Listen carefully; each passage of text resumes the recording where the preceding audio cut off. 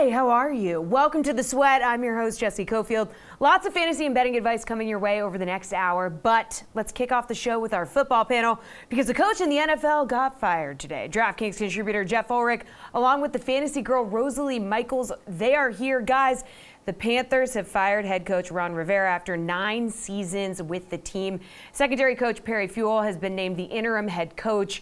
Riverboat Ron sailing off into the sunset. Jeff, was this the right move, and where do the Panthers go from here, and what do you think about the timing? Kind of weird. The timing isn't that weird when you consider the fact the Panthers probably planned this maybe like a couple weeks ago, just because they were kind of tailing out of the playoff race anyways, and they get a jump on the new head coach search, right? So that's basically what, in my opinion, is why it was done this early. I know it probably made sense just to keep them for the season, but I don't think the Panthers are going to make the playoffs, and I think their management probably realized this. Just from a perspective of, does this make sense? Look, this is the 9th year that Ron Rivera was coaching the Panthers. They hadn't posted a winning season. They'd only posted 1 winning season now, if you include this year, and 3 of their last 4 seasons. There was some talk before the year began that some of the veterans had kind of started to tune out there. I just feel like, with the perpetually banged up quarterback, they didn't really bring in any kind of succession plan. It was kind of almost seemed like an all or nothing year for Ron Rivera. Obviously, it didn't work out. They gave him 1 more year last year after a losing season. I had no expectations that they were going to bring him back if they had another losing season. So this move didn't surprise me. I think it was smart by them, quite frankly, to get a jump on the new head coach, too. Rosalie, what do you think? It's interesting. A jump on a new head coach, they probably can't interview anybody of interest until a little bit later, right? But Jeff's probably right that they're doing it just to kind of clean the slate. The interesting thing to me was who they chose as the interim head coach in Fewell. That they go to a secondary, the DB coach, right, who's there for the first year. He hasn't even been there that long. So that was really interesting to me, considering that they have Norv Turner as the offensive coordinator, who has been a head coach in the NFL before. So it's all very kind of tricky to me what they're doing there in Carolina. But yeah, I don't think this was a surprise to anyone, just because they were losing. They started out last year 6-2 and then have been just completely terrible since then. Some few bright spots here and there, but they are just too talented of a team to be doing this poorly, and they know that. So it'll be interesting to see how this plays out. Nobody's surprised by the Rivera firing. Perhaps we'll get a little bit more clarity when it comes to Cam Newton's injuries in the future without Riverboat Ron there. So we'll see about that. But it's interesting that who they chose as the interim head coach for the Panthers. That's what's intriguing to me. All right, guys, let's talk about the waiver wire now that we got that news out of the way. I need you to tell me who the best pickup is at each position, who is going to help the people with their fantasy football playoffs. Rosalie, let's get your pick for quarterback. Quarterback, I'm going Fitzmagic, baby. Ooh. I can't believe I'm saying this. Yeah. Can't believe I'm saying it. But you got, at this point in the season, what people are looking for is somebody that's just going to carry them through those last few games. And you know what? Fitzpatrick has been doing really, really well. He's had 49.9 fantasy points in the last 2 games. 3 touchdowns in each game. I like it. And when you look at what's coming up, right, in what he's got some great matchups coming up down the stretch that you really want to key in on for those last few games and your fantasy championship. Jeff, if we thought Rosalie's pick was surprising, I mean, yours is really taking the cake. Okay, look, I mean, I went with Mitch Trubisky here, and it's along the same lines. Like, if you're looking for a quarterback off the waiver wire at this point, you're obviously desperate. Like, you obviously didn't draft a whole quarterback high, and you're dealing with injury issues, right? So there's not that much out there. I don't mind the Ryan Fitzpatrick pick at all. By the way, I think that's fine too. But Mitch Trubisky, like, let's really sit back and look what he's done over the last 4 games. I mean, 3 touchdowns against Detroit, 3 touchdowns against Detroit again, and then he rushed for 1 against the Giants too, which is intriguing. He gets the Cowboys this week. They're a bottom 10 team in terms of the yardage that they allowed to the quarterback position. They've actually been burned really badly on the ground in 3 of their last 6 games too. This is a spot too where the Dallas offense playing in the Dome in Jerry World could get off, which just means you could get a big game from Trubisky. Either it's garbage time or it's just a catch-up role. And in that spot, that's more likely where you're going to see Mitch use his legs too. So there is upside here. Yeah, there's definitely risk, but you're in the playoffs now. This is the spot. It's one and done. You might as well go with the highest upside play. And I think Trubisky brings a lot of upside potential in this matchup. Jeff, who are you looking to pick up at running back on the waiver wire? Yeah, look, I mean, this one's obviously a little bit obvious, but Alexander Mattison, you've got to grab him tonight. Like, you've got to put in, if you got Fab Bib, go all in, because if Dalvin Cook doesn't play, or if he's just limited, going up against Detroit, who's just a bottom 5 team against the running back in pretty much every metric, passes allowed, like yards per carry, whatever, touchdowns allowed. I mean, this is a potential home run game for Mattison, who's been working as the clear backup to Dalvin Cook. And it's a player who's been taking 30-40% of the snaps at sometimes with a healthy Cook. So Mattison is a player who's just going to slot right into an RB1 role. There's not going to be any discussion about it. He's going to be the guy. Yeah, you might see like Mike Boone take 3 or 4 carries too, but it's the Mattison show if he gets in. There's too much upside potential not to go all in on Alex Mattison if he's still out there. Obviously he's not. You have no choice, but he's a player you got to put at the top of your list for RBs this week. Even if there's only like a 20% chance Dalvin Cook, you still got to go after Mattison. All right, Rosalie, who are you looking at? There's only one problem with that, Jeff. Cook himself says he's playing, so you're wasting. They're going to play. Yeah, he's going to play. Like 3 weeks ago. The only way that Madison gets touches this week is if they get so far ahead and they rest Cook. Cook's going to play. Don't waste your pick on Madison. What you're looking for at running back here this week, it's simply matchup driven. It's Benny Snell. Benny Snell is going against Arizona. He has 37 carries and 39 touches over the last 2 weeks. And you know what? Connor's still going to be out. I'm not going to blow my fab on Madison for maybe Cook will be out because Cook's going to play when I can get Benny Snell against Arizona, which is bottom 10 against fantasy running backs this season. They've allowed an average of 28.3 fantasy points per game to the position.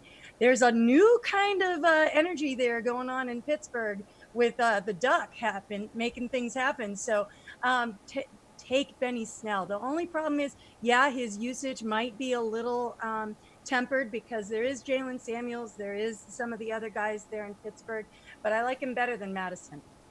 Rosalie, who do you like for wide receiver pickup? All right, this is going to be an odd one, but I'm going John Ross. John Ross, he's 3.5% owned. He is coming back from IR this week. He will be playing this week versus Cleveland. And he has Miami championship week. He is a fave of Dalton when he's on the field, granted. Yeah, there's been injury issues, but this is a flyer, in my opinion, that is worth the risk because of the matchups he has. He scored 34.8 fantasy points week 1 versus Seattle, 21 fantasy points versus San Francisco in week 2. The Bengals have New England week 15, but good players play well versus good teams, as we saw with Houston this week versus those New England Patriots. So for me, for the money, take the shot on John Ross. He is, like I said, there's a injury worry always with him, but Miami during championship week, yes, please. Jeff, which wide receiver are you looking at? Yeah, I'm going to go to the Dolphins, and this kind of piggybacks on Rosalie's quarterback pick. I mean, I think the Dolphins' offense is one to kind of think about off the waiver wire. Obviously, there's a lot of straggling players out there. Even at running back, you could think about like a guy like Patrick Laird, but I'm going to go with Albert Wilson. I mean, he's averaged 6 targets over his last 3 games. Rosalie went over it, but their playoff schedule is fantastic. They get the Jets, Giants, and Bengals. I mean, the Jets have allowed the 9th most fantasy points per game to the wide receiver position. We just saw Tyler Boyd in the slot post a really nice game against them, which would have been bigger if the Jets had put up any fight last week, but they didn't really have to pass that much. So I think Wilson, with teams probably going to start really sort of moving coverage over to just stop Devontae Parker, I think guys like Wilson and even Allen Hurns is someone else you could think about, are probably going to be the beneficiary. I think you'll see Hurns or Wilson probably post a big game against the Jets. I kind of prefer Wilson in that slot role. Ryan Fitzpatrick has been a quarterback who's really targeted that role, especially in Tampa last year. So I'm expecting Wilson to post at least one big game in the playoffs. He's definitely got a good matchup week 14. All right, thanks, guys. We're running a little bit tight on time, so we're going to have to skip the tight ends. Going to have you back, though, to talk spreads later on. Plus, special guest Matt Chatham will join me in studio. How are we? I'm Brendan Glasheen with your DraftKings Fantasy Flash. Rashad Penny, he's got to be feeling pretty good. The Seahawks running back delivered big time on a big stage Monday night. Penny racked up a career-high 15 carries and recorded his first ever 2-touchdown game to help Seattle top Minnesota. This performance followed a 129-yard outburst against the Eagles, so Pete Carroll kept his promise and involved his 2018 first-round pick a ton in the offense. Chris Carson still got his 24 touches of his own, logging 109 yards and a score. Out of the gate, Carson went to the medical tent, so that was a scare. But as it turned out, Seattle showcased both of its running backs beautifully. Now we're likely looking at a split backfield the rest of the way for Seattle. That might give you a brain freeze. Who do I start, Penny or Carson? Well, actually, everyone wins if that's the case. The Seahawks folks just dropped 37 points on a formidable defense. Tyler Lockett didn't even have a catch in this game. The run will open up the pass. Russell Wilson suddenly has a superb running game, which allows him to not have to carry this team and mix up his bag of tricks week after week. Boy, have I got a treat for you guys. Former New England Patriot, 3-time Super Bowl champ, right here with me, Matt Chatham, here in the DraftKings studio. Matt, welcome. Thank you for coming in. It's good to be here. Thanks for having me. All right, let's talk about the Patriots. Tough loss to Houston on Sunday night. Tom Brady showing some frustration on the sideline. I mean, we did see that, seen it a couple times this season. He has said in the past, he'll play football until he stops having fun. I mean, does it kind of look to you like he's not having fun anymore, or is it just like a one-game thing? I'm kind of entertained by the notion of Tom being frustrated being a new thing. He's always frustrated. The idea, though, so I always interpreted that quote as him not having fun would be not wanting to work each week, like not wanting to practice. That's the thing where you get kind of, as a player, you get to that mental part. I was out my 10th training camps when I got cut, and that kind of ended things. And I started to get to the point where I didn't like to practice. That's when you're not having fun. The games are always awesome, but I mean, if it was a notion of Tom being mad or pissed off after a loss or in a loss, I mean, he would have retired, in 2004. There have been plenty of times where Tommy was mad in games. So when they've been winning, or the offense has done well, he's been happy. When they haven't, he hasn't been. So I think the happy, not happy stuff is less related to the games themselves and sort of getting through the games. Well, Houston was kind of, they were really able to shut down that Patriots offense for a good part of that game. Good chunk. Is there one particular thing that you saw that concerned you, or was it just a breakdown on many levels? I would say one of the biggest things that sort of as a time as a player there, playing for the Jets for a few years and playing across from them, and then also kind of working on these guys as an analyst now, when they tell you stuff in post-game, it's sometimes boring, it's sometimes super bland, but it's actually pretty pertinent. And I think in this case, what do they say over and over again? And it had gone from James White, it had gone from Dev McCourty, from Brady from the podium. Bill said it himself. They kept saying, we got to execute better. The word execute. I know that just sounds like a cliche, but it's legit. So I think you go back and review of the game, there's so many times where it's like guys are open and the protection broke down. Guys are open, Brady looked at the wrong part of the route. Guys are open, the route doesn't hit and you don't get a good ball. A guy's not open, doesn't run a good route. So it's incredibly frustrating when it's sort of those three legs. It could be the quarterback, could be the backs, could be the receivers, could be the protection, I guess it's the fourth leg. But throughout the course of those first 4, 5, 6 drives where they sucked on offense, it was a breakdown of one of those few things. And that's what's frustrating, because if you're as a staff, you're like, okay, we got good enough players. One of those 4 things can't break down. There's a great drive in there. I believe it was like a 12, 13-ish play drive where they had 3 penalties in the same drive. Unseated everything they want to do. The multiple plays are trying to come back from mistakes. So if you shoot yourself in the toe, what are you going to do? It's interesting that you say that, because I feel like, people hear, oh, we just need to execute. And it's kind of like you think in your head that's just PR talk. It's not. But it's not. It's why this sport's so unique. You have to go practice. I know that doesn't mean anything to anyone. I think, we're in DraftKings. You talk about getting different players, right? Yeah. Your lineup sucked. I'm gonna bring in different guys this week. That's not real football. Right. In real football, it's literally making the guys you have play better by virtue of different plays, repping the stuff you do better, literally running the same identical play but executing it better, finding the stuff that marries better to what you're going to find in the next opponent. That's real football, and I think that can be frustrating because it doesn't translate well. They say execute better, and you go, why don't you just go get some different receivers? And that's just not how it works. Well, I mean, to that point, this Patriots offense doesn't have some of the weapons they had in years past. To be honest, they don't have some of the weapons they had earlier this year. I mean, Josh Gordon, Antonio Brown. So What can they do right now to get more out of the guys that they have? Well, I'll go with those first two names. So Antonio Brown, that's like the crazy ex-girlfriend. Yeah. That was like a 1 week thing. Lock her He was number. in the room, out the room. I don't even really consider him a part of this year's team. Josh Gordon is a unique situation, though, and I think it's a little bit telling to what his role has become in Seattle as to how much of a loss it really is here. He's really gone there and had a nice week where he made a catch or 2 or 3, but he's had a pretty modest role, and he's a month removed now. So I think there was an issue here where they thought they had a real upgrade. I think they're better now, and it's not a knock on Josh. It's just that I think Mohamed Sanu is a tremendous player. Problem with Mohamed's situation, he comes in, he had a 14 target game, 10 catches just the second week here. He's flying, going to be this huge role going forward. Then he has a high ankle injury. So when he first had that injury a couple weeks ago, they had said he's going to be gone for presumably a multi-week thing. I think that was a reporting on it. And he came back 1 week later. And we saw that in this Houston game. He was only targeted 4 times, I believe, just 1 catch. So the role he'll have, healthy, is different than what we saw last week. When you have Jules, when you have Sanu, and when you have Jacoby Myers as the third contributor, I think you're okay. Now, N'Keal Harry is kind of the question mark out there. I know he's the one that's kind of got people head scratching. Are you going to use him or not? He's a first rounder. He only got the 1 ball last week, and it was a bad route that ended up in a pick. So I think a lot of this is about where they'll end up. Presumably the projection of who these guys will be collectively than where they are today. I think everyone knows it's not as good as today as maybe a September game, but I think their ceiling's actually higher than what they previously had, independent of the whole crazy guy. Kansas City running back. What do you think the expectation is going to be, that both Williams are out?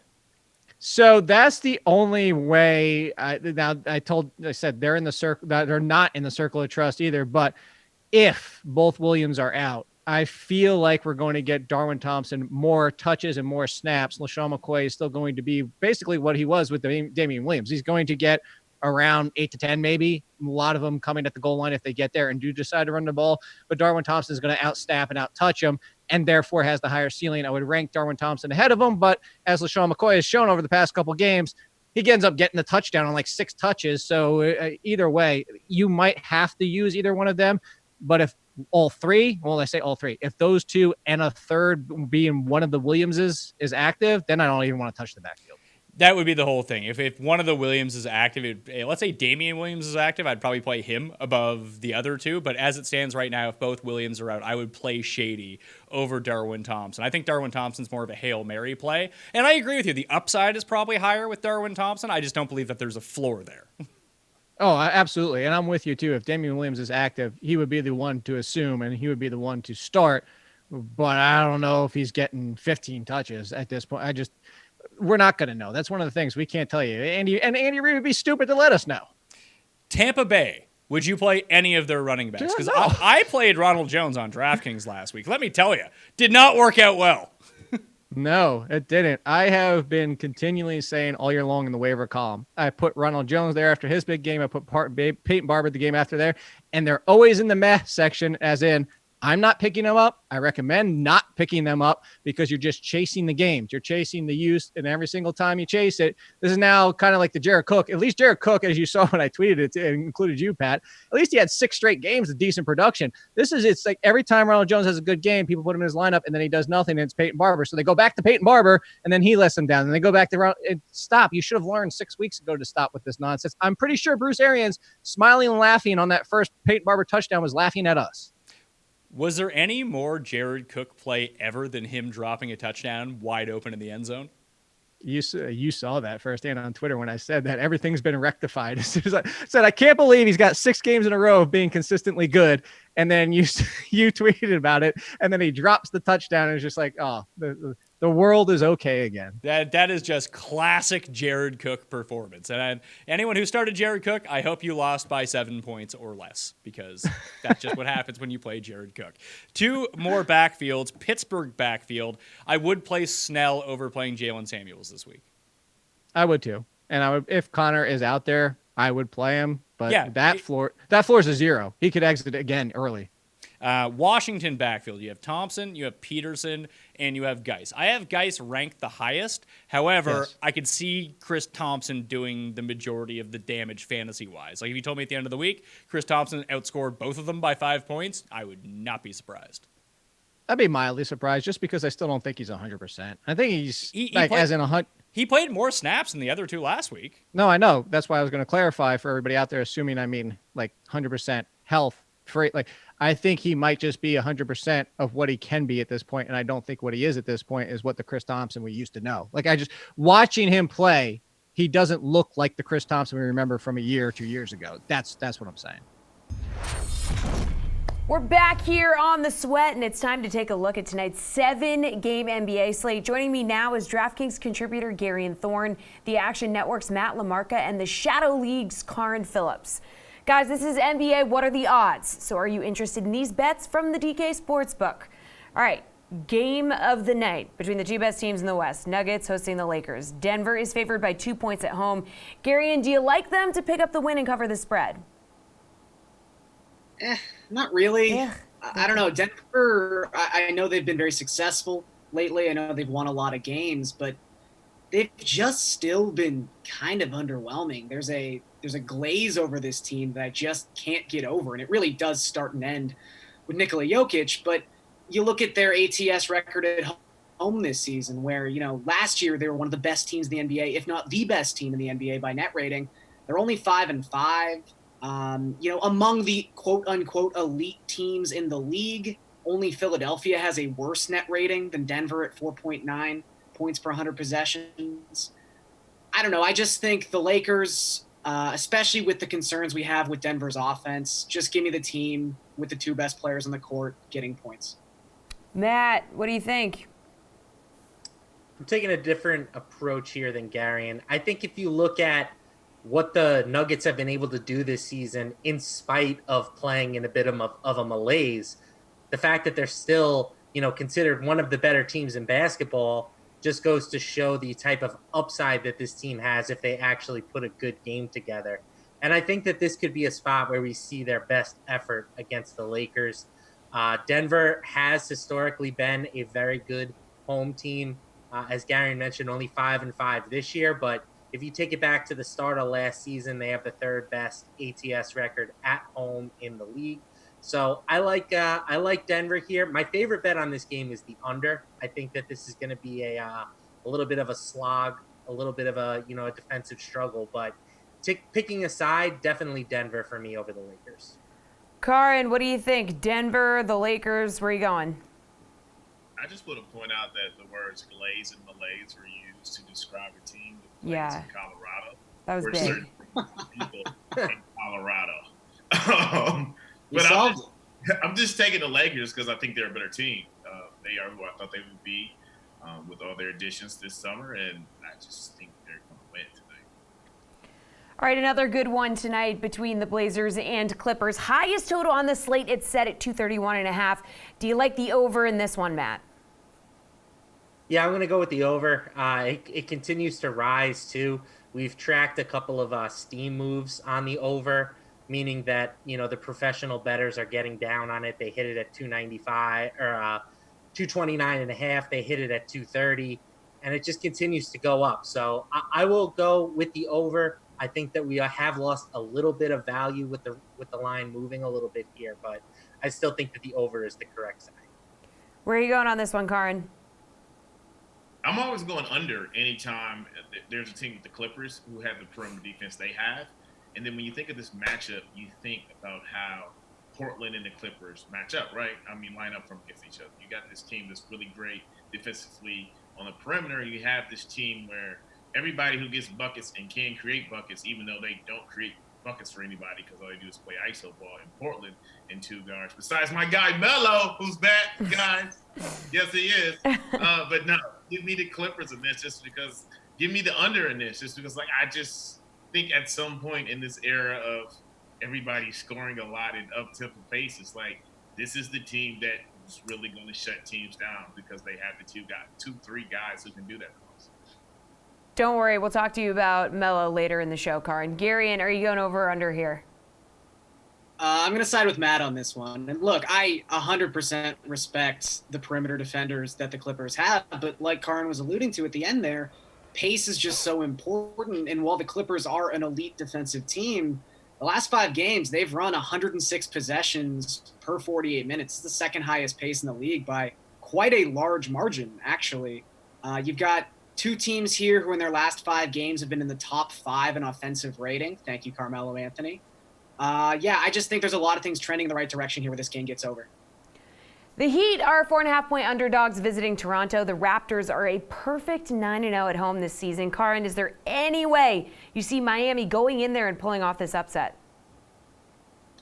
No, but upsets could happen, especially on like a dreary Tuesday night in Toronto, I guess. But I'm going to stick with Raptors here, even though I don't know if everyone is just thinking like how I'm thinking. I really don't know how Toronto has been doing this.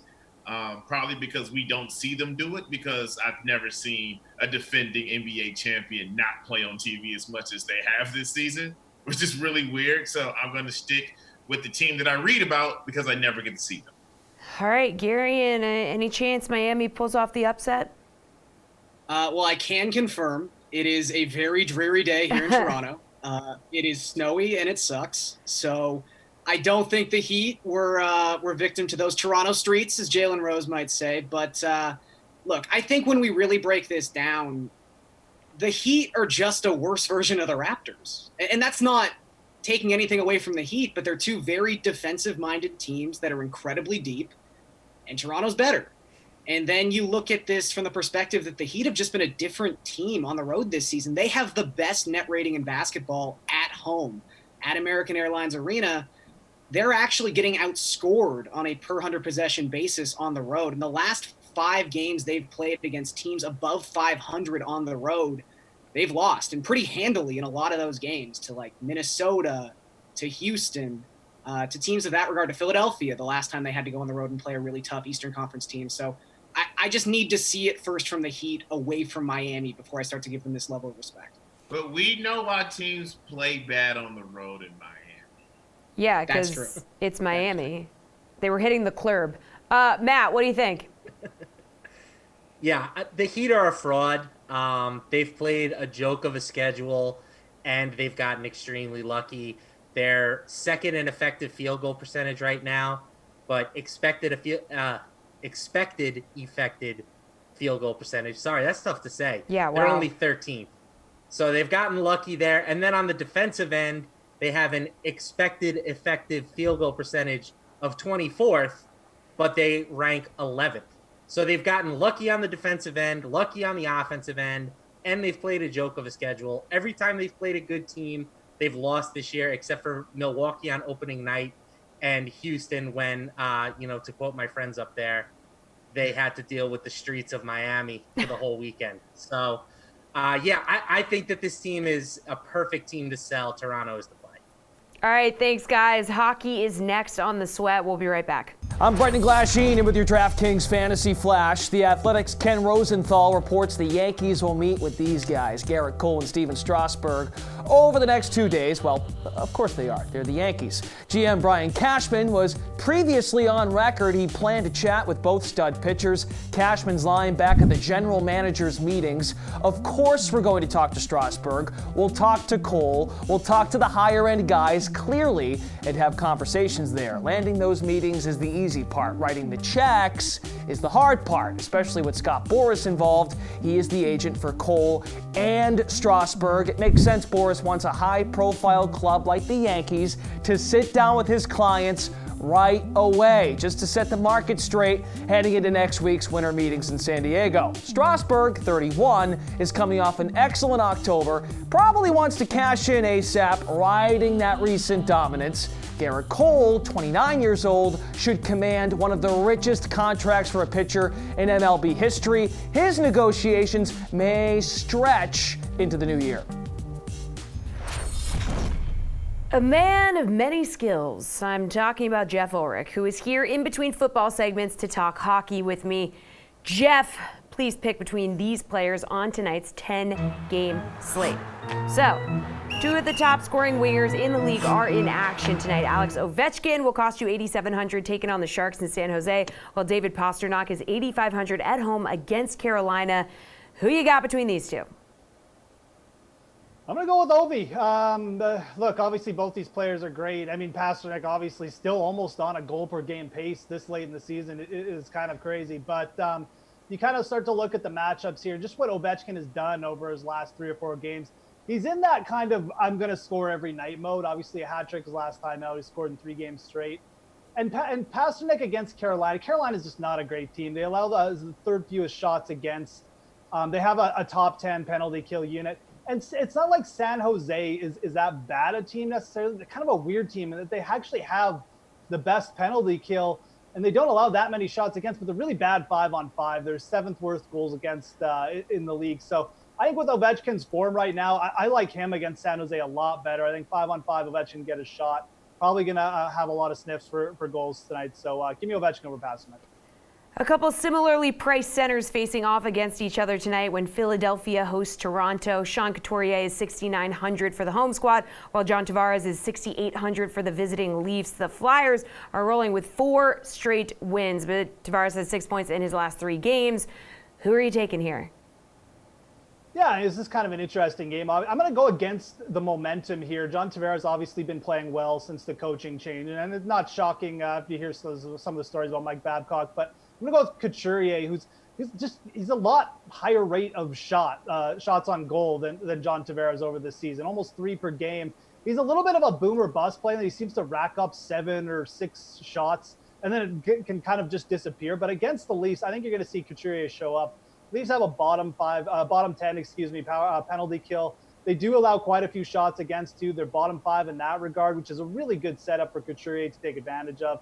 The Flyers are actually pretty proficient too, penalty kill, so it's not really that great a spot for the Toronto Maple Leafs power play unit. I just feel like Couturier's got the better upside, far more likely to hit the DraftKings shot on goal bonus. And if that power play for the Flyers does get going, Couturier gets involved, it's going to be a big night. So I'll take Couturier at $6,900. All right, Blue Jackets defenseman Zach Werenski is out of the lineup for at least a month with a shoulder injury. So that means more playing time for Seth Jones. He's in a good matchup tonight at home against Arizona. Are you going to play him for $5,200? That's Jones. Or what about looking at Brett Burns, who's down to $6,100? That is his lowest price of the season. Yeah, I mean, I never thought I'd be sitting here saying you should pass on Brent Burns at $6,100, but he's just been a disappointment this year. He's not the typical Brett Burns where he's just racking up like 5 and 6 shots per night, just almost on a point per game pace. It's just not happening this year. So I'm going to stay away from Brent Burns. I think if I was really forced to choose between these two players, I'd go with Seth Jones. Increased opportunity is always a thing you got to take advantage of in hockey. And it's a pretty solid matchup. I mean, I know that the Arizona Coyotes don't allow a ton of shots. They're actually a pretty decent defensive team, but their penalty kill isn't that great. It hasn't been all season. So it's a decent spot for Seth Jones. I think if I was really forced to choose in this range, I would go up to $5,800 and take Ivan Provorov of the Philadelphia Flyers. I already mentioned the spot for them with Couturier, but I think Provorov is probably the best play of these 3. But if I was forced to choose between Burns and Jones, I would go down to lower, save salary, and go with Jones tonight.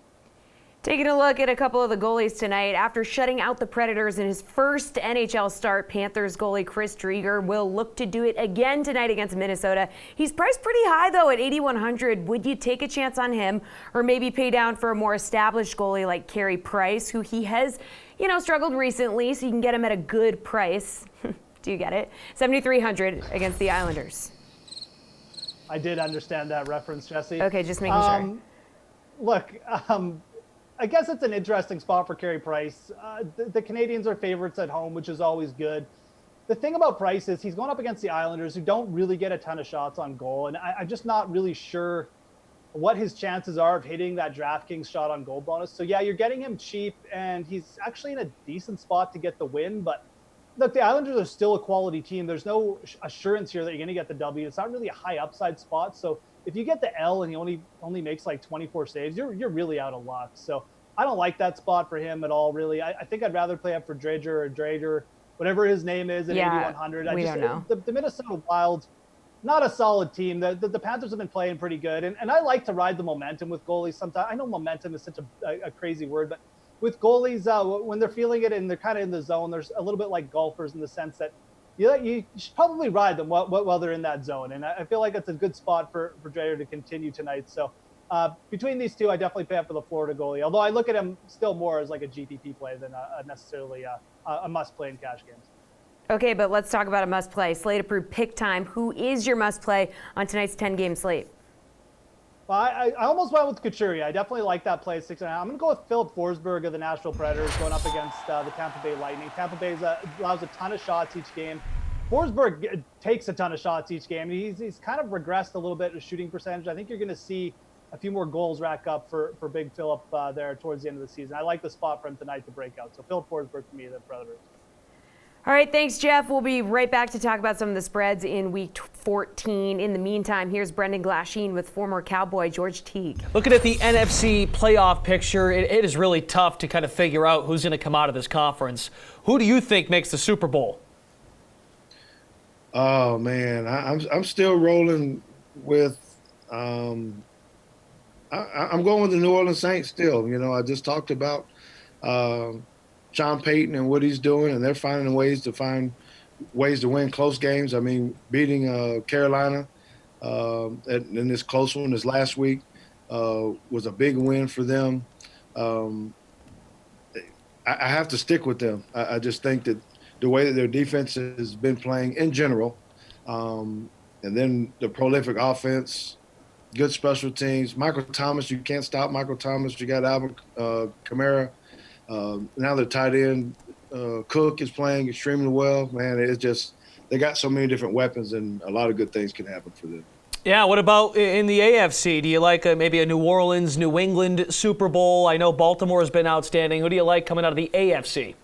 Yeah, I'm not taking the Patriots this time. I think beforehand I would have said that, but now I'm not. I still think you got a sneaky one with the Kansas City Chiefs.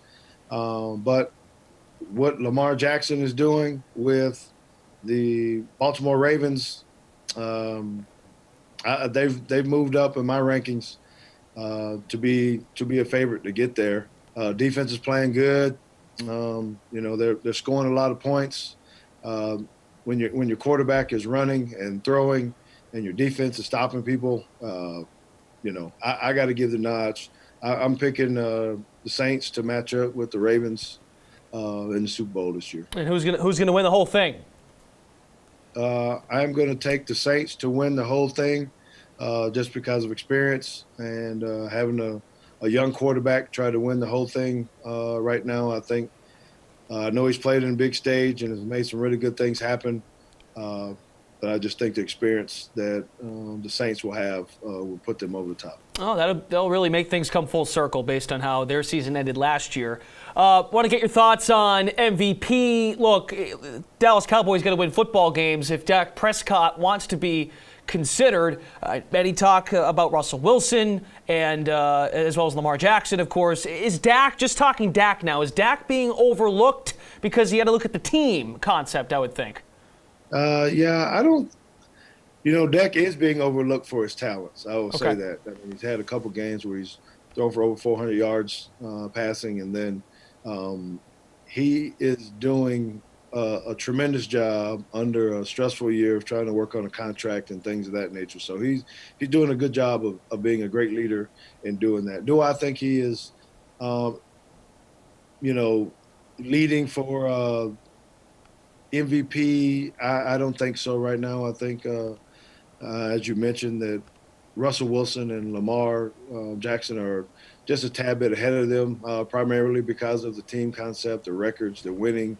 I think that hurts Dak from that standpoint. Can he play with them? Can he do the same type of things? Absolutely. I think they're all similar in the way they play quarterback, but I don't think he's serious contender at this moment for the MVP.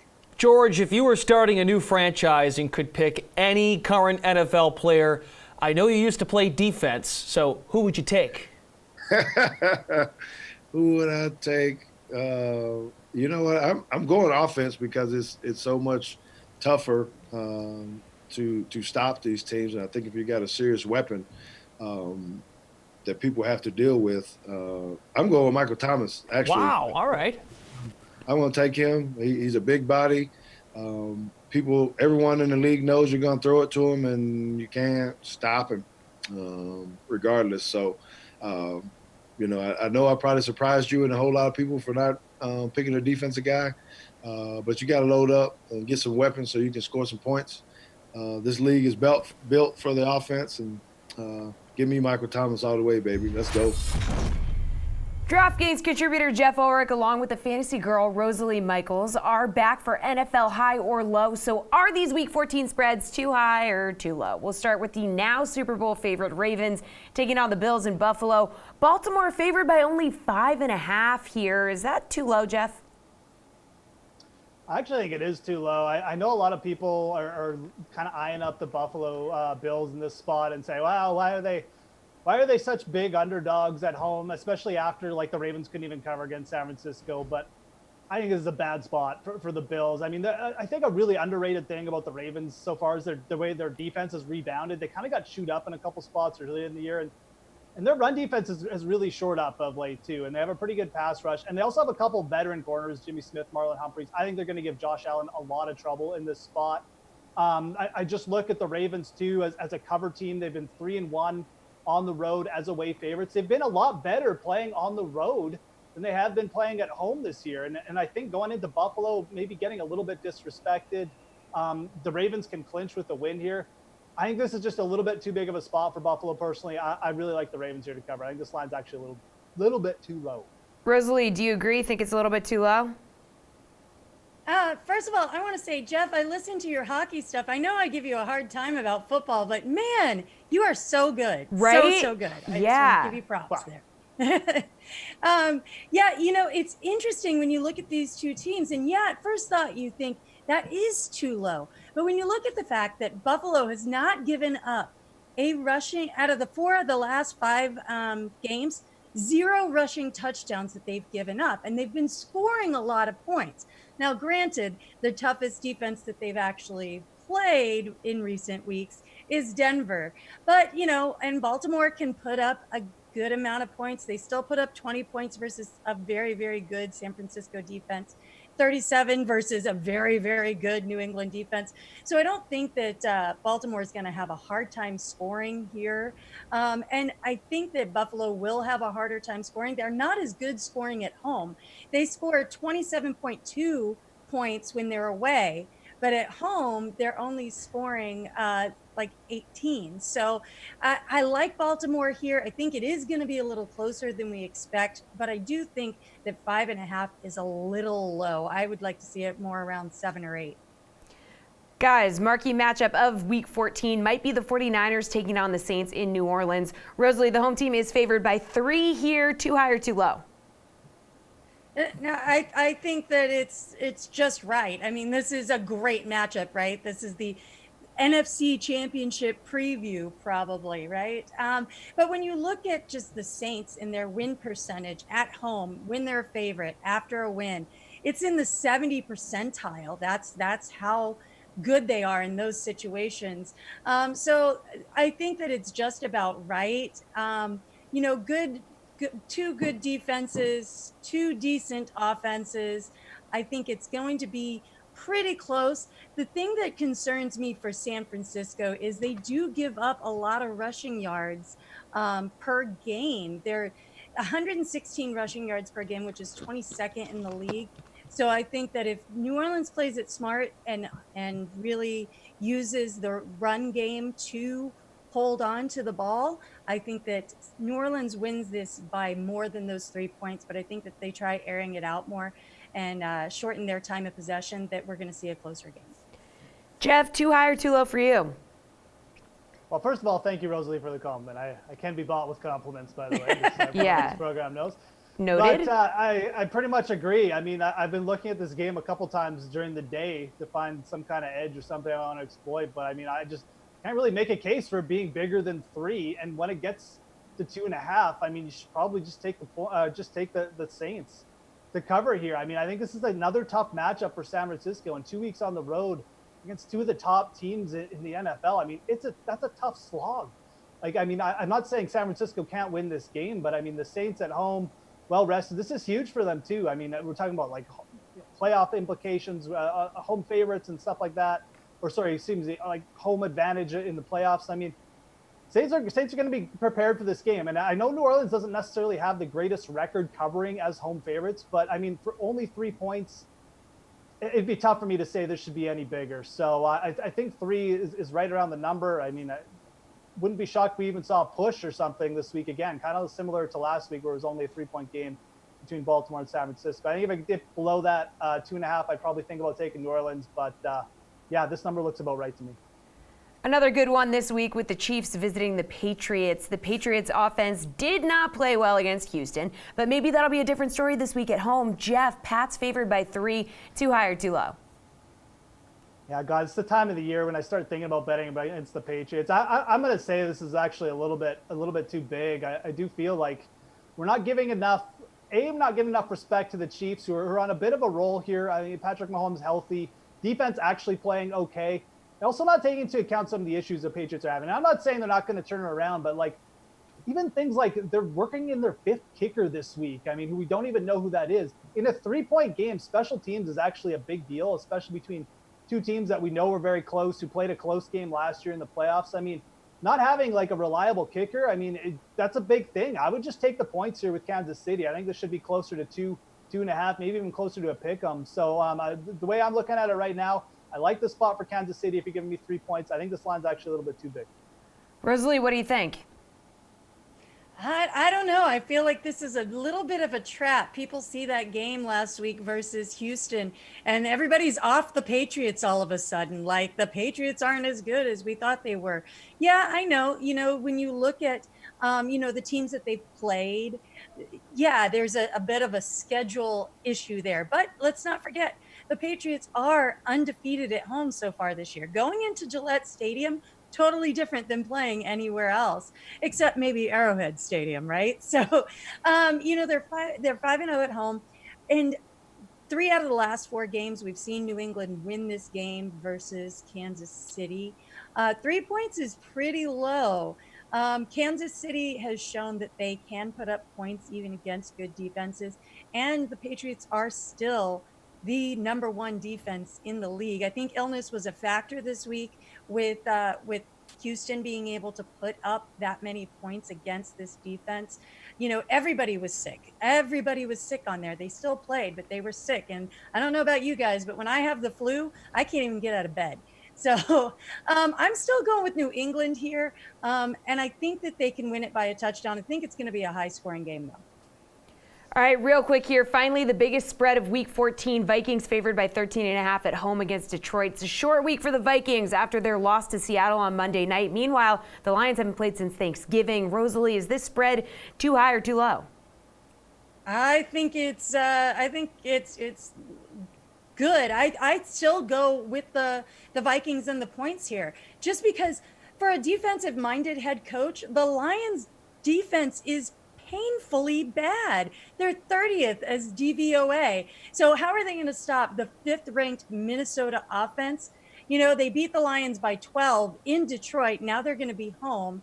And they've gone over 13.5 points versus their opponents 4 times so far this year. So I'm going with Minnesota minus the points. Talk to me, Jeff. I kind of like playing the total here as the over better because, yeah, I agree. Detroit's probably going to allow a lot of points. But at the same time, it's a great matchup for Marvin Jones and Kenny Golladay. I think that you could even see a backdoor cover here. So at 13.5 or 14 points, I just take it with Detroit. I just think it's too big. I do feel like the Detroit passing game will get on track at least a little bit here to keep this close enough.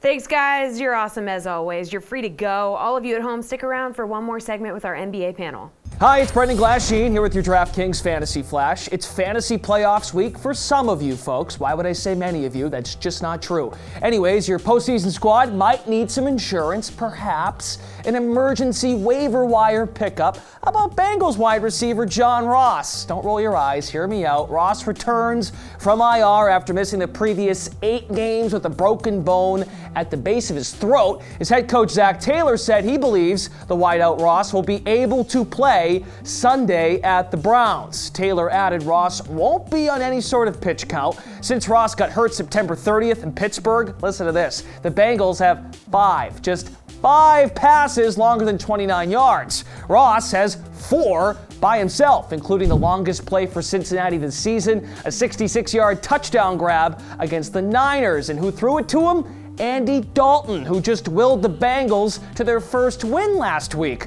Dalton's top 2 fantasy weeks were the first 2 of the season when he and John Ross were connecting constantly through the air. It's daring, but maybe, just maybe, John Ross could steal you a win in your season-long formats this week.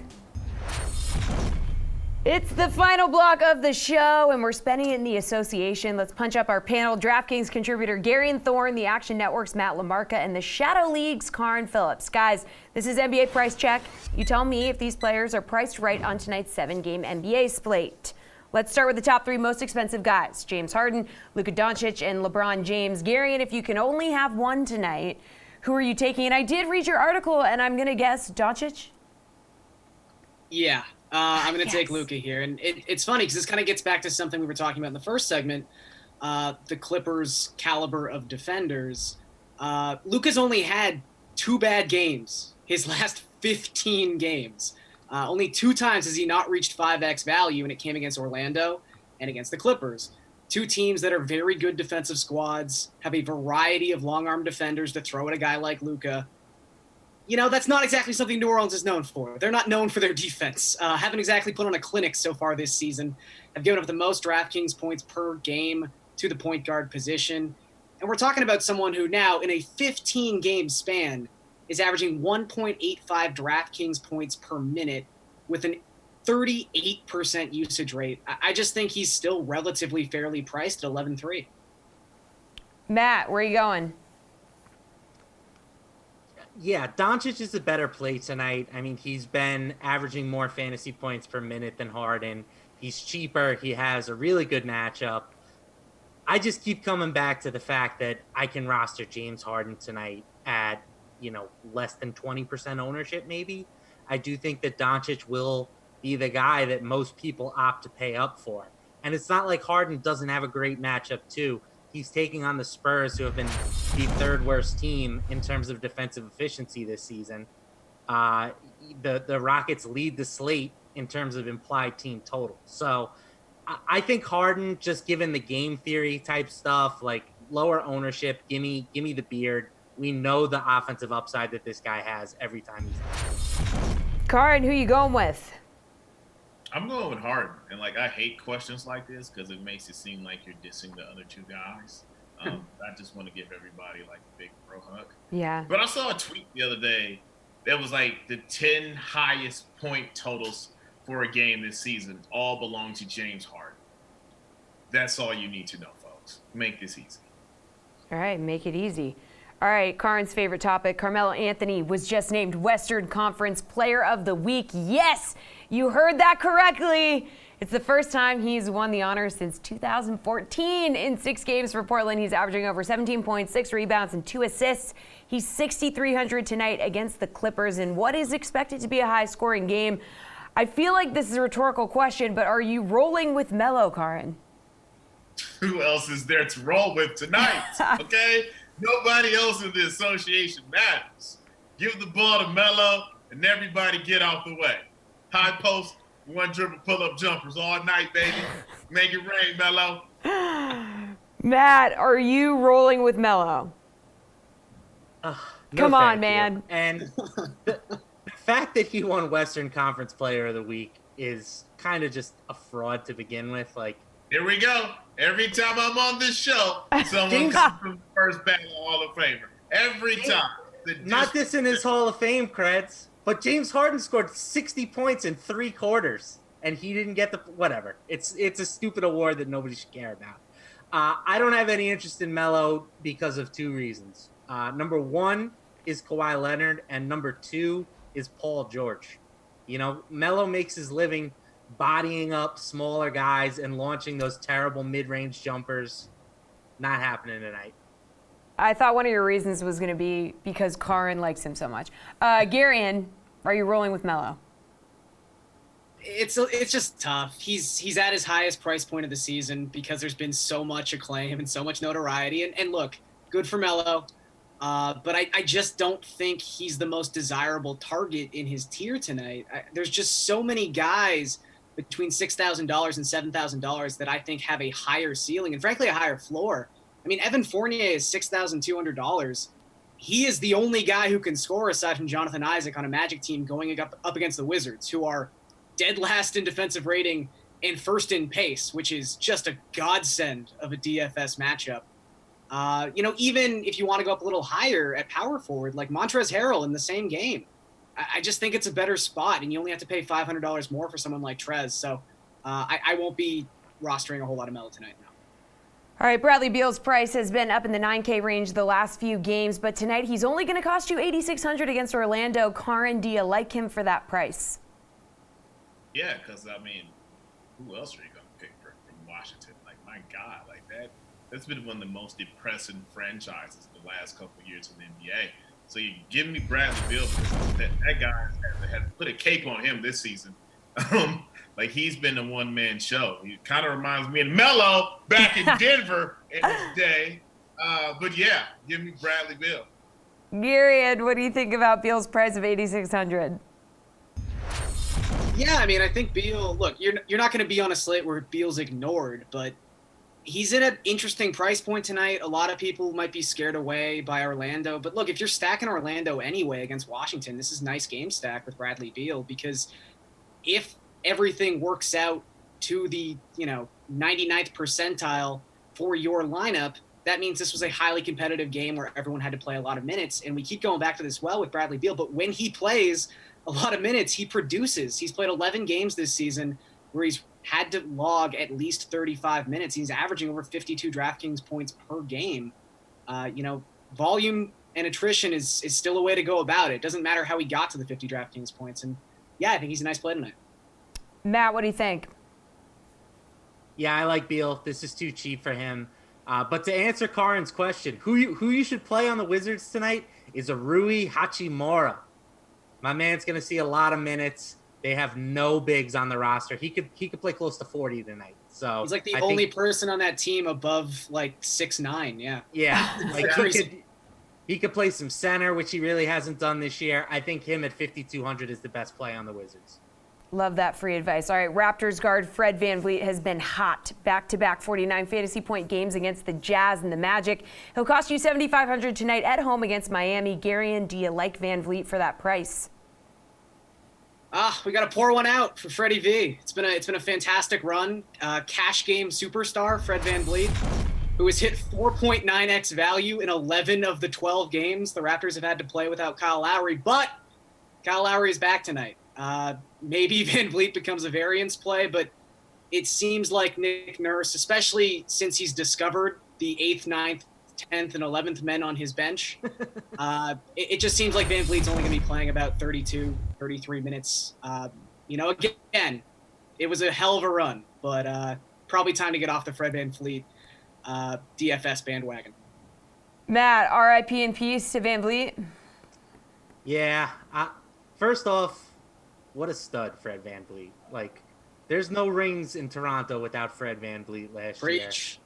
And he has been a DFS just monster this year. I mean, he's been playing 40 minutes a night because they've been so shorthanded. But Ibaka's back, Lowry's back. This is a little bit too expensive if he's going to drop back into that, 33, 34-minute range. But I love the dude's game. I think he's a starting caliber point guard in the NBA. Just a little bit too pricey in this matchup. Karan, what do you think? I'm leaving Fred alone. Like, Garrett made a really good point about Nick Nurse, like, remembering that he has a bench. Because I was looking at a box score the other night, and, like, I forgot OG Anunoby was even in the NBA still. Because, like, that guy just totally disappeared for a while. But, yeah, like, look, Fred, we saw what he did in the playoffs. It was like, look, his child was born, his tooth got knocked out, the finals happened. The guy was on fire. He was at Wichita State again, but at some point this is going to have to calm down because his minutes are going to dip. So, yeah, if there are cheaper buys out there, I'll go with them. But, yeah, all salutes to Fred VanVleet, who was hot, just like Carmelo Cayenne Anthony has been hot. Get it? Cayenne, hot. Oh, man. Karan, I'm going to go to you first for your slate-approved pick because I have a feeling it's Melo. It's not. Oh, come on. Crazy. Okay, I might be enthusiastic, but I'm not crazy. I'm not crazy. Who has the 10 highest point production for the season? It's James Harden. All right, Matt. Mentioned him already. Give me Rui Hachimura coming off a huge game in his last outing. Tons of minute upside tonight. Think he's a great play. Can confirm he's over 6'9". Garion. Give me Evan Fournier. Again, that's 6'2" price tag against the Wizards. He's got a 30% usage rate since Nikola Vucevic went down. He's just too cheap. All right, guys. Oh, did we? Somebody? No? Okay. All right, guys. That's a show. Thank you for joining us. The Sweat will be back tomorrow at 6 p.m. Watch us YouTube, Facebook, Twitter, all the places you normally can. We'll see you tomorrow at 6.